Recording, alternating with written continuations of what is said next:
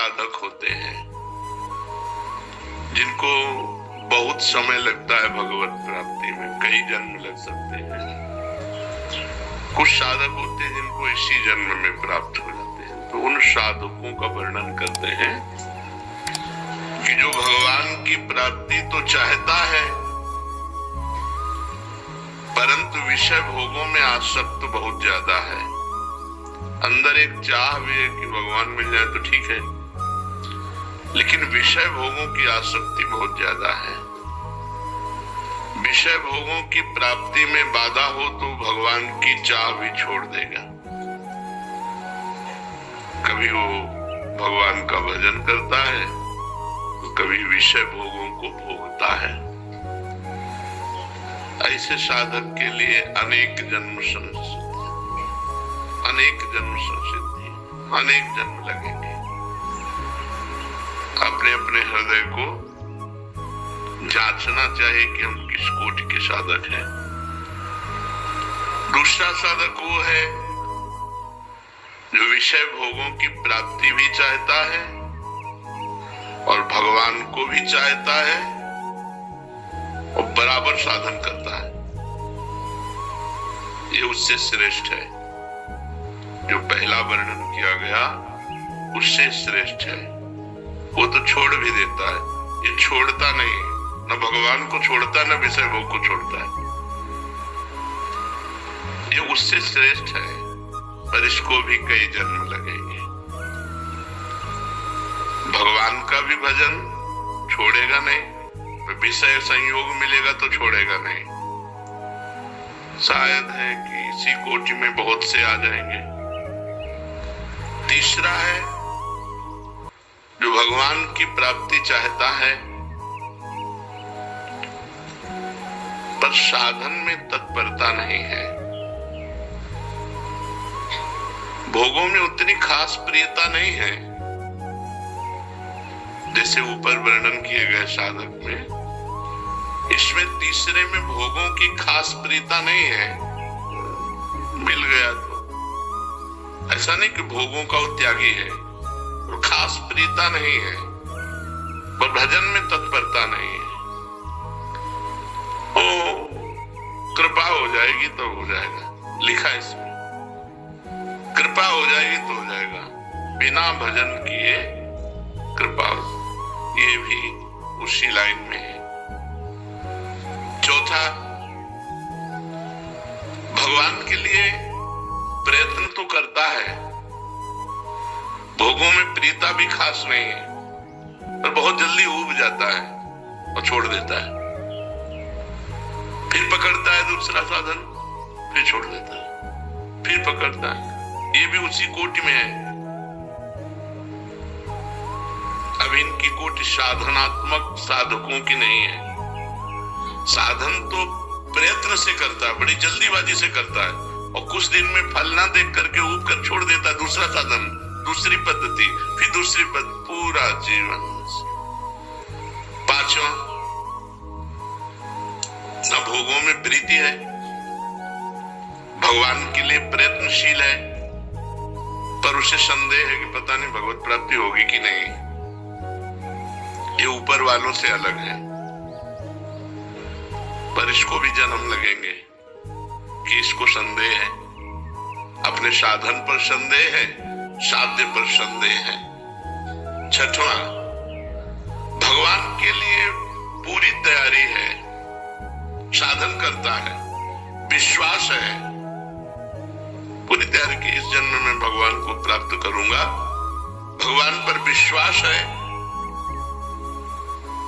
परंतु स्नेह संबंधियों से पूरा राग है, रिश्ते नाते स्नेह संबंधी त्याग की पूरी तैयारी कर नहीं पाया। भगवत प्राप्ति की तैयारी है, विश्वास भी है, और स्नेह संबंधियों से जननी जनक बंधु सुत दारा तन धन धाम श्रुत परिवारा, इनसे संबंध नहीं तोड़ पाया। इसको भी जन्म जन्मांतर वाला खेल खेलना पड़ेगा। सातवां, भगवान के लिए पूर्ण विश्वास है, सब कुछ त्याग करने की तैयारी भी है। मनमान बड़ाई कमाने का नाम, अपना यश, अपना नाम हो जाए, ये भी जन्म जन्मांतरों वाले पक्ष में पहुंच गया। बहुत समझना है भगवत प्राप्ति को। भगवान के लिए विश्वास है, पूर्ण साधन में तत्परता है, लेकिन मान बढ़ाई की इच्छा है। मान बढ़ाई मिलने पर उसे स्वीकार करता है। इस जन्म में पूरा काम हो जाना मुश्किल हो गया, क्योंकि फंस गया कीर्ति में। जो लोकैषणा है, इसमें फंस गया। 8वां, भगवान के लिए पूर्ण विश्वास है, सब त्याग साधना भी है, पर मनमानी करता है, गुरु की आज्ञा में नहीं रहता। त्यागी भी है, भजन भी करता है, पर मनमानी, गुरु की आज्ञा में नहीं। जब मन आया, जैसा मन आया, जो साधन मन आया वैसा करना, ये भी सफल साधक नहीं हुआ। 9वां, भगवान के लिए विश्वास है, सब कुछ त्याग है और एक लक्ष्य साधना में संलग्न है। अब आ गया 9वें नंबर पे, ये साधक है इसी जन्म में भगवत प्राप्ति। भगवान के लिए पूर्ण विश्वास, सब कुछ का त्याग और एक साधन जो गुरु ने दिया उसी में संलग्न। जो साधना गुरु के द्वारा मिली उसे दीर्घ काल तक संलग्नता पूर्वक करता है। इससे भी बढ़कर 10वां साधक साधन भजन करता है, सब कुछ त्याग है पर बेचैन है भगवान के लिए। हर समय उसके अंदर एक भगवान की मिलन की बेचैनी बनी हुई है। उसको आशा ही हो रहा है एक मिनट भगवान की प्राप्ति का, क्षण भर भी चैन नहीं है।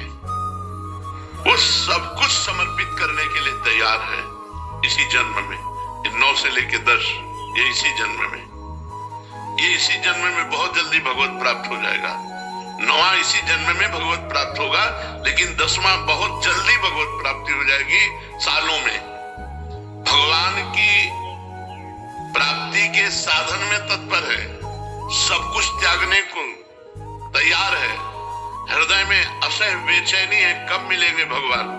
बस केवल भगवान की प्राप्ति के लिए बेचैनी उसके अंदर, वो इसी जन्म में बहुत जल्दी भगवत साक्षात्कार कर लेगा। 11वां, केवल भजन से प्रेम है, उसे ये भी बेचैनी नहीं कि भगवान मिले। 11वें नंबर पर वो केवल भजन में बेचैनी, उसके भजन न छूट जाए। भजन में अत्यंत प्रेम, कोई कामना नहीं, न भगवान से मिलने की, न जगत की कोई काम। ये सर्वोपरि साधक है। भजन के लिए भजन, भजन के लिए भजन, और जो भगवान करे, जब चाहे जैसा करे, उनकी मौज, और हर समय महाआनंद में डूबा हुआ भजन में, सिर्फ इसको भजन से मतलब, ये सर्वोपरि बात आ गई। ये अपने को जमी। कई बार 2-3 बार तो उदाहरण दे चुके 2-4 दिन में, कि गोस्वामी जी कहते हैं जब तक नियम व्रत संयम सबको रघुनाथ जी आप तौलो पलने पे, लेकिन भूत भविष्य वर्तमान तीनों काल का मैं नीच हूं, पर पलड़ा मेरा भारी होगा, क्योंकि मेरे पास नाम है, भजन। ये जो 11वां लक्षण का साधक है, भगवान के भजन में अत्यंत प्रेम, संसार से निष्काम, और भगवत दर्शन की भी चाह की व्याकुलता नहीं, भजन की व्याकुलता। रात दिन भजन, भजन का फल भजन। भगवान की मौज हो तो मिल जाए, कि ना मौज हो तो ना मिले। कई बार ये सत्संग होगा, अपने को केवल भजन से मतलब, भोग आदि की तो बात बहुत दूर रही। वो भगवान की भी प्राप्ति की चाह नहीं करता, वो केवल भजन के लिए ही भजन, हर समय भजन परायण।